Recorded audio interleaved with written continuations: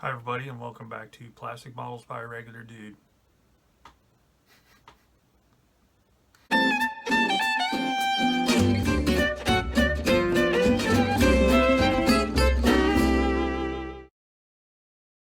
little stiff on the intro there. Welcome back to Plastic Models by a Regular Dude, and part number 5, the final of the Academy 1/32 scale Sopwith Camel. This kit right here. First off, I want to say thanks again to Keith Short, my friend, for hooking me up with this kit. It's number first for me that I'll get into in a little bit, but it's a really enjoyable kit for the most part. Something really different, so I had to try some new things.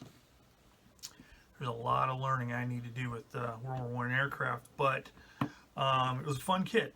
It was fun to build, and I enjoyed it. As far as firsts, this is my first World War I aircraft since I was in late grade school or junior high. The last one I built had to have been 76, 77 maybe even a little earlier than that.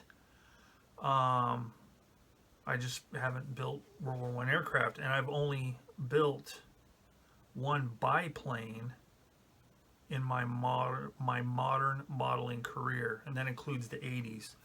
I didn't do much in the way of aircraft in the 80s, and I sure didn't build any biplanes. And the first biplane I built was the Tamiya 1/48 scale Ferry Swordfish, and I have a video on my channel if you want to look that up. But that was my first biplane. So biplanes, especially World War I, way out of my comfort zone. With the Ferry Swordfish, it had photo etch rigging for it, so it wasn't quite the same as this. But, and with that said, this is obviously my first aircraft with rigging. And I have to say, it wasn't as bad as I thought it was going to be. It wasn't, I mean, it was kind of challenging.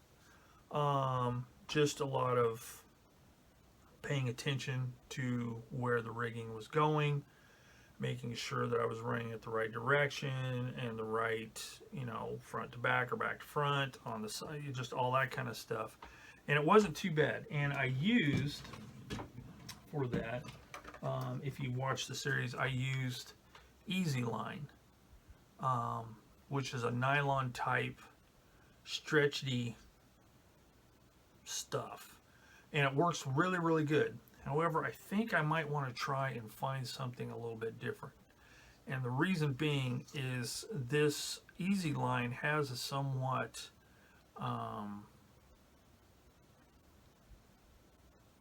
flat cross section, and you probably won't be able to see it on here, but if it gets twisted, you can tell it's twisted.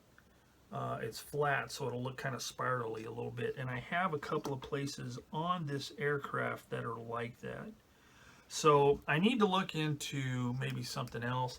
I know some people use stretch sprue. That's out. I'm not going to do stretch sprue because, number one, you got to be super consistent in stretching it. I'm not going to mess with that. Some people use monofilament line, and I guess for some applications that might work okay, but I would find that probably pretty hard to work with because, it doesn't fold over on itself very well or very easily, and it would definitely have to be painted, being clear type of material. So a type of nylon type line that was round in cross section would be great. So with that, if anybody knows of something like that or has any other recommendations for rigging, put it in the comments section down below. I'd really like to hear your thoughts. So with that, let's flip the camera around and take a look at the kit itself, and let me give you my thoughts on it. All right, here it is. I know my lighting kind of stinks right here, but I'll have a slideshow at the end so you'll be able to see a little bit better what's going on. But maybe I can put something white behind it as a background. Yeah, maybe that helps a little bit. I don't know. But anyway, this is it. Academy 1/32 scale, Sopwith Camel F1. So, like I say, it's my first World War I aircraft since, let's just say it's my first one since I've been able to actually build models halfway decently. First one done with thread type rigging and all that kind of stuff. So I'm really digging the way it turned out. Now there's a crap ton of mistakes on this thing and foul ups, and that's fine. This was a very experimental project for me. The way one builds a World War I aircraft like this is quite a bit different than building a World War II aircraft. Build sequence is different. Painting has to be handled in a different way. There's a lot more going on as far as, or I shouldn't say a lot more, but the series of procedures can change up a bit. So, for instance, I pretty much had to have the whole thing painted, all the parts and such, before I attached the upper wing. Now, there might be a way to do it otherwise, but I found that to be easiest just in past experience because it makes it a lot easier to try and paint the stuff. And so, there's that. Then you got all this wood grain. Now, as you can see here, this is just pretty flat looking, solid color. And I had it wood grained up pretty nicely, kind of like the propeller here. And see, you can see there's a fingerprint right there. I did not notice that. That is annoying. But part of the reason is because I used oil paints to do this, okay? So the problem with oil paints, though, and again, I'm sure there's some way to handle this, but again, this is territory that is totally foreign to me. The oil paints really don't dry, or it takes them a very, very, very long time to dry. Now, I thought about spraying a clear coat over, an acrylic clear coat, but I wasn't sure how that would behave as the thinners in the oil paints as they continue to gas off. I didn't know how that was going to affect the clear coat, so I'm gonna have to do some experimenting with that. But I had a similar wood grain texture or coloring on these parts here, and it looked really good. But just in handling the aircraft, even with gloves on, trying to glue parts on the wings, the struts, and then the rigging, it pretty much got wiped off. So I'll have to figure that out. That's one of the things I was trying to learn as I worked on this aircraft. But overall, I enjoyed the experience, and the part that I was dreading the most and was thinking was going to be the most daunting, being the rigging, wasn't as big a deal as I thought it would be. So I have another World War I aircraft by Academy that Keith has given that Keith had given me, and I think I'm going to work on that one next before I proceed to any other World War I aircraft. So yeah. But overall, not bad. For the paints, I used mostly SMS, Scale Modeler Supply, acrylic lacquers, but for the red on the markings, I used MRP, acrylic lacquer. For my oils, I used 501 Abteilung. And for, let's see, for some of the metal stuff, I used Vallejo metal color that I applied with a brush. And then for something, I don't even remember what I use this for. I use the AK acrylics, 3rd generation. For the silver, here, the aluminum color, I used Tamiya LP11. This stuff is stellar. I like it. glue, Tamiya extra thin, and just good old super glue for the rigging. Now, I do want to talk about the decals. So I had originally intended to use the decals, and because I had originally intended to use the decals, I approached my paint job a certain way. When I tried to apply said decals, I discovered that in true Academy fashion, they were horrible. I started with the upper wing surface. These are all painted on, by the way. Started with the upper wing surface, and I started with the white background for the roundel. It's one large decal, and then the colored part goes over, and then the red dot in the middle. I have to say that the decal would not lay down. I put it in place, and normally you can just take a Q-tip and just kind of carefully roll the Q-tip and force out any water, fluid, decal setting solution, whatever, and get the decal to at least stick to the surface. And then once you've done that, then you can apply your solvent, which will really help it nestle down into the detail. Well, I worked with this Q-tip for quite a while trying to get that decal to settle down, and it would not. I mean, there was places where it just was not sticking to the model at all. It was these horrible wrinkles and bubbles.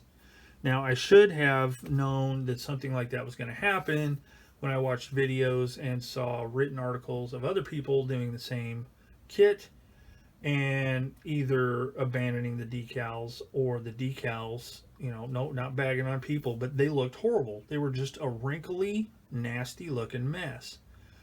And but I didn't heed that, and I thought, I'm going to try these decals, and they just didn't work. So I put them on there, and I could not get them to settle down. So I thought, all right, I'm going to try some Solve Set. This stuff works wonders. I've never had any problems with it. And I slathered it on there and let it sit. Nothing. I slathered more on there, let it sit. Nothing. So at that point I thought, well, you're not supposed to touch stuff after you do Solve Set because it can come apart. So I got the old Q-tip and tried, and still, it didn't tear the decal. It's like it was not dissolving the decal like it does normal decals. It just sat there and evaporated, and the decal looked unaffected completely. So then I thought, well, I only got one more thing. That's Tamiya Mark Fit. So I tried that, and I don't like that because it reacts to a lot of different paints. And again, didn't work. Didn't do a thing. So I got frustrated. I thought, I'm just going to peel it. I was able to peel, after the thing had dried, I was able to peel most of the decal off. And then for the parts that did stick, which were very small, I used a toothbrush and just off it came. Patched up my paint job and decided just to paint the stuff. So I talk about that in one of my videos and show the tools I use and stuff. But I painted them on there, and they're not perfect. Again, it was at the point where I was just trying to move along and using green frog tape. It's a brand, Frog. It's good for some things, like making masks for road wheels on vehicles or even aircraft or whatever. But to work in textured areas, it doesn't work that great. It's really stiff tape, and it just doesn't really stick that great. I mean, it'll peel your paint off if you use it on, say, acrylic paints and you don't prep it right.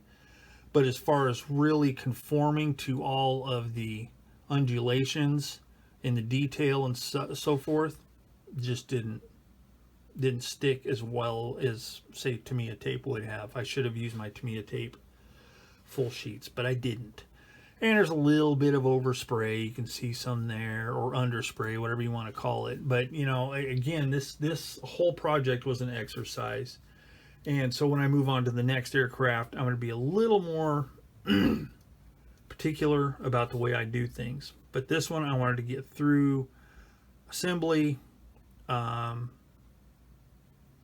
rigging and all that kind of stuff, and I didn't really want to have to worry about perfection per se, which, you know, may seem like a cop-out and may make some people cringe, but this is just one step along the way, and I didn't want to get frustrated and abandon the project, so I kept it totally non-stressful. So anyway, there you go. My final assessment, as for the kit itself, would I recommend this for a beginner? No, I would not. A beginner could possibly do it, but a beginner might get frustrated along the way because some of the parts, a lot of the parts don't have a real positive fit. So there's a lot of finagling that's got to be done to get things to line up. I had to cut some locating pins off because they just didn't line up very well with the corresponding holes in the mating part. The rigging, although easy for me, might not be easy for a beginner. And just installing the struts and wing onto the lower wing, it takes like 8 hands. It's kind of tough. Same with the undercarriage here. It just real finicky parts are just really not real. They don't fit precisely, and there's a lot of manipulation that needs to go on. So, you know, an intermediate or borderline beginner jumping into intermediate status, whatever that means, it's purely, you know, subjective. But I would not recommend this one for a flat-out beginner. Like as a first kit, no way. But you know, after a few kits, maybe so. But not a recommendation for a beginner kit. So any of you people out there that watch that are beginners or just getting started, I would wait on a kit like this, unless you just really want to tackle it. But there are easier kits to build. So there you have it. That is the end of the Academy 1/32 scale Sopwith Camel F1.